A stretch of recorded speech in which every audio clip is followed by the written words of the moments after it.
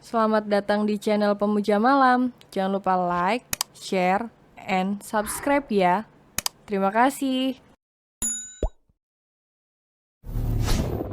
Chapter 30. Tatapan seorang pembunuh. Pagi harinya, kurang dari jam 6 pagi, Franz sudah terbangun dari tidur nyenyaknya. Kesayanganku yang nakal, senyum lebar Franz saat membuka mata yang dia lihat wajah lucu Ara yang tengah tertidur pulas dalam pelukannya. Franz mengeratkan pelukannya, lalu mengelus dengan sayang kepala Ara, bahkan mengecupnya berulang kali. Ternyata rumah tangga Franz dan Ara sangat melenceng dari prediksi Franz sebelumnya. Hilangnya ingatan Ara membuat Ara menjadi pribadi baru juga yang sangat jauh berbeda. Dulu hanya kucing kecil Daddy yang begitu manja. Sekarang berubah jadi harimau galak yang ingin mengalahkan singa. Franz langsung tertawa saat ingat sebuah kelakuan Ara setelah sadar dari koma. Bahkan dia menjadi wanita barbar yang selalu melawan jika sesuatu yang terjadi tidak sesuai keinginannya. Franz bangun lalu memakai pakaiannya dan mengangkat Ara beserta selimutnya kembali ke kamar utama mereka yang ada di sebelah ruang kerja Franz. Lalu Franz menidurkan Ara kembali ke atas ranjang. Nyenyak banget sampai nggak bangun dan dipindahin, kata Franz menyelimuti Ara. Lalu dia masuk ke kamar mandi dan bersiap untuk berangkat ke kantor, karena pagi ini dia ada pertemuan bisnis yang sangat penting. Setelah selesai berganti pakaian, Franz pun berangkat begitu pagi, bahkan kurang dari jam 7. Dia sudah menitip pesan pada pelayan dan pengawalnya agar menjaga Ara. Hampir jam 10 pagi, Ara baru bangun. Ara merentangkan kedua tangannya keluar selimut dan merasa silau, karena sudah begitu terang. Tapi sangat sepi. Kemana om-om jahat itu? Kata Ara merasa bete ditinggal sendiri, karena dia sama sekali tak melihat Franz. Ara mengambil kimono mandi yang sudah ada di sebelah bantalnya, entah siapa yang menaruhnya. Daddy jahat, kesal Ara menatap tubuhnya yang merah-merah. Lalu berjalan dengan kesal menuju kamar mandi dan beredam dengan kondisi suhu tubuh yang memanas. Sayang, panggil Franz saat memasuki kamar. Kenapa diam saja? Gak dengar dia dipanggil. Tanya Franz menatap Ara yang duduk di depan meja rias dekat ruang ganti. Sepertinya gadis kecil itu baru habis mandi. Ra, panggil Franz ulang hendak mendekati Ara, tapi Ara langsung berdiri dan menatap Franz tajam. Apa? Kata Ara dengan galak, lalu berjalan melewati Franz dan duduk di sofa sebelah ranjang. Galak amat sayang, kekeh Franz menatap Ara yang memakai dress putih polos itu. Lalu Franz duduk di sebelah Ara, tapi Ara langsung menjauh lagi dan lagi. Sampai Ara sudah duduk di sudut sofa dan Franz masih bergeser duduk ke arahnya. Ara kesal karena Franz terus mendekat lalu duduk di lantai saja dan meletakkan kedua tangannya di atas meja. Lalu menidurkan kepalanya malas. Segitunya ngambek, Franz tidak membujuk, justru membuli, bahkan tangannya dengan lihai memainkan rambut panjang Ara sambil duduk di atas meja kayu itu. Ara menatap begitu tajam Franz, bahkan lebih mirip tatapan seorang pembunuh, tapi sama sekali tak menggubris ucapan Franz dan kembali lagi ke posisi tadi tanpa ingin menatap Franz. Daddy bawain kamu makanan nih, kamu belum sarapan kan? Tanya Franz. Udah tahu pekenanya, jawab Ara singkat dan jelas. Ya udah kalau gitu makan yuk. Enak nih, kata Franz membuka kotak makanan yang tadi dibawanya. Ara langsung kembali menatap ke arah Franz yang duduk di atas meja, begitu menghirup aroma makanan yang sangat enak dari baunya saja sudah jelas. Itu apa? Kata Ara. Cake, jawab Franz mengambil sepotong kue yang sangat banyak keju dan lelehan coklat di atasnya. Lalu memakannya dengan penuh sensasi di hadapan Ara, membuat Ara ngiler. "Nih," kata Franz lembut menguapi Ara. "Nggak mau," kata Ara buang muka.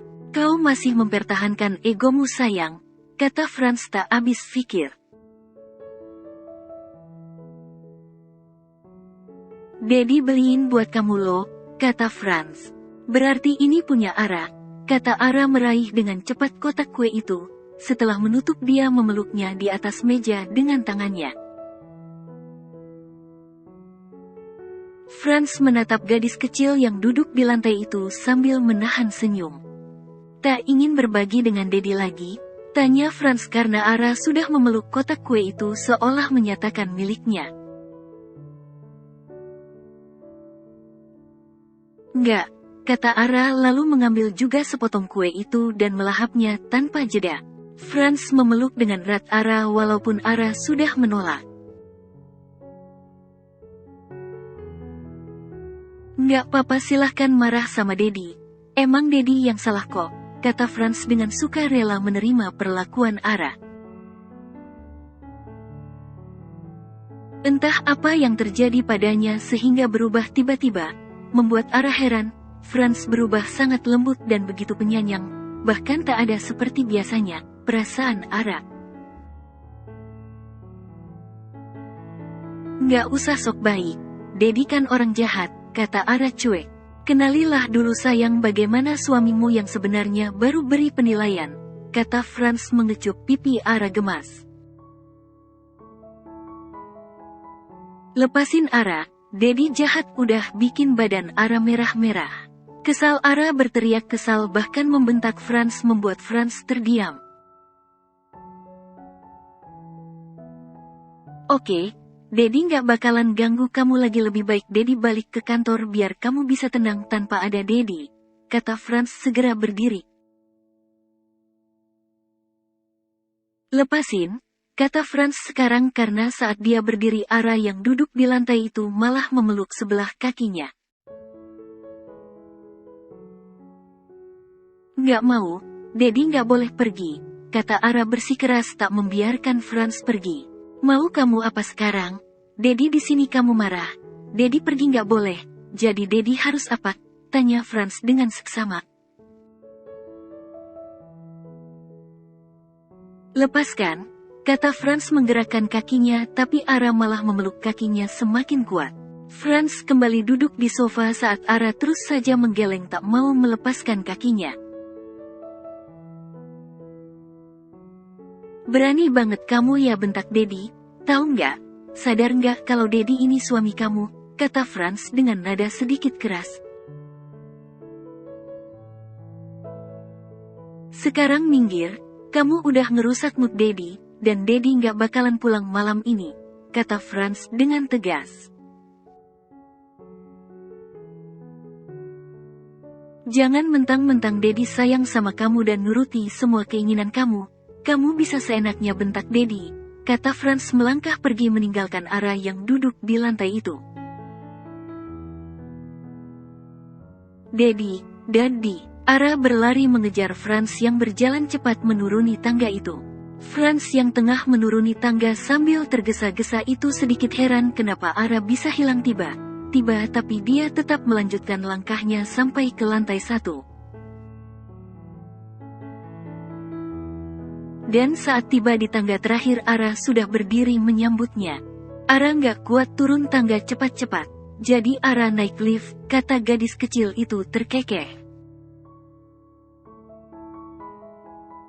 Franz menatap Ara datar. "Emang kamu pikir Dedi peduli?" kata Franz ketus lalu kembali berjalan keluar. "Dedi mau kemana?" tanya Ara memeluk lengan Franz yang terus berjalan itu. "Dedi?" tanya Ara lagi karena Franz sama sekali tak menanggapinya. Dan saat mereka keluar pintu rumah sudah ada mobil yang disiapkan pengawal untuk Franz. Di teras rumah Franz menghentikan langkahnya. Lepaskan, kata Franz singkat karena Ara masih memeluknya walaupun pengawal sudah membukakan pintu mobil. Nggak mau, nanti kalau Dedi pergi, Dedi nggak pulang, kata Ara cemberut tapi sepertinya juga sedih mendengar ucapan Franz. Mau Dedi pulang atau enggak? Apa masalahnya? Toh kamu juga nggak bisa ngehargain Dedi, jawab Franz tegas. Ara hargain Dedi kok, kata Ara. Terus tadi apa? Bahkan kamu berani bentak Dedi, kata Franz. Bukannya memperpanjang masalah, hanya saja Franz ingin mengajari Ara pelan-pelan agar bisa jadi istri yang baik melalui pemberontakan kecil seperti sekarang agar Ara bisa berubah. Ya kan, Ara kesel. Dedi jahatin Ara semalam sakit tahu, kata Ara dengan nada pelan. Lebih sakit hati Dedi, kamu muji laki-laki lain bahkan di depan Dedi. Ucapan Franz lalu melangkah masuk ke mobilnya meninggalkan Ara yang berdiri terdiam itu. Jalan, kata Franz pada sopirnya setelah menutup pintu. Dedi jangan tinggalin Ara, kata Ara berlari mengejar mobil Franz yang belum keluar pekarangan rumah. Franz menatap Ara yang terus berlari mengejar mobil itu, bahkan mobil Franz sudah hampir sampai di dekat gerbang dan jarak antara teras dengan gerbang itu cukup jauh. Dedi, Ara mempercepat langkahnya agar bisa menghentikan mobil Franz, tapi Ara hampir menyentuh mobil itu tapi kakinya terpeleset sehingga dia terjatuh. Hiks. Ara menangis terduduk di atas aspal dalam pekarangan rumah, selain karena sakit menahan perih di lututnya yang luka. Tapi juga sedih menatap mobil Franz yang terus melaju lalu keluar dari pekarangan rumah dan menghilangkan. Ara menangis sampai sesegukan memangku lututnya yang sudah berdarah dan tahu mau ditolong oleh pelayan ataupun pengawalnya. Walaupun darah kaki Ara tidaklah banyak, tapi darah itu mengenai dress putih polos Ara sehingga terlihat begitu jelas. Ayo kita obati, kata seseorang. Enggak, kata Ara terus saja memangku lututnya dan menunduk menyembunyikan wajahnya di atas lututnya yang luka. Sudah banyak pengawal ataupun pelayan sedari tadi menawari ingin mengobati Ara, tapi dia menolak bahkan menatap saja tidak. Terus Nyonya mau siapa yang obatin? Tanya Ceri yang merasa begitu iba melihat Ara.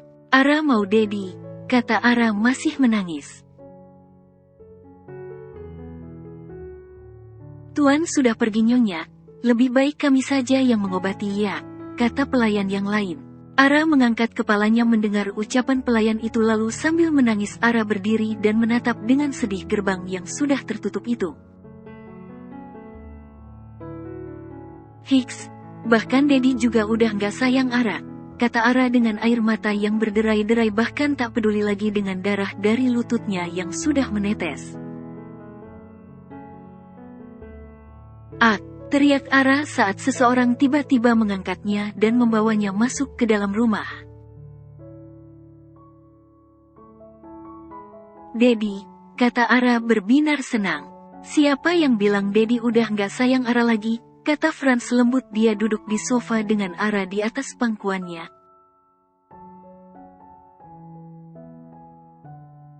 Sembari menunggu pelayan mengambilkan obat, Franz merapikan rambut Ara yang sudah berantakan. Dedi sayang banget saja Ara, kata Franz mengecup kening Ara. Kita obatin kaki Ara dulu ya, kata Franz lalu mengambil kapas dan membersihkan luka Ara. Sakit Dedi, ucap Ara yang tak lagi menangis tapi sudah mewek memeluk leher Franz. Udah jangan nangis lagi, kata Franz menghapus air mata Ara lalu meminta agar pelayan saja yang membersihkan luka Ara. Jangan nangis lagi, kata Franz lembut mengecup pipi Ara yang sudah basah dengan air mata itu.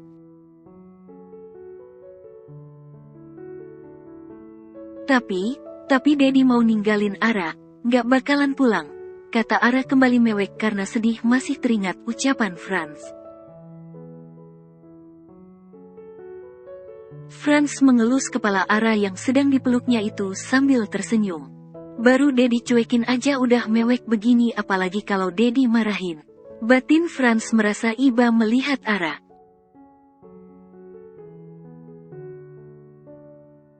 Ternyata memiliki pasangan yang umurnya jauh di bawah kita itu memang sulit. Kepribadiannya jauh berbeda, tapi ini seperti tantangan tersendiri yang membuat Franz semangat untuk menghadapinya. Istri kecilnya yang manja ini selalu membuat Franz bahagia saat bersamanya. Franz memeluk Ara dengan erat, mengelus dan membelai punggung Ara agar dia tenang, tapi beberapa kali dia meringis saat pelayan mengobati kakinya. Kedua lutut Ara luka dan diperban tipis oleh pelayan. Tangannya coba Dedi lihat, kata Franz membersihkan lalu mengobati tangan Ara yang memerah. Kita ke kamar ya sayang, ganti baju kamu, kata Franz menggendong Ara. Maafin Ara ya Dedi, cuma bisa nyusahin dan ngerepotin Dedi, bahkan Ara sama sekali gak ada gunanya bersama Dedi. Ucap Ara dengan lirih pada Franz yang tengah memilih baju untuknya di ruang ganti. Franz berbalik mendengar ucapan Ara yang tengah duduk di atas kursi itu. Bilang apa sih? Kata Franz tak suka Ara bilang begitu. Setelah Ara pikir, sejak Ara sadar, Ara hanya nyusahin dan ngerepotin Dedi bahkan tak pernah membantu Dedi sedikit pun, kata Ara sendu.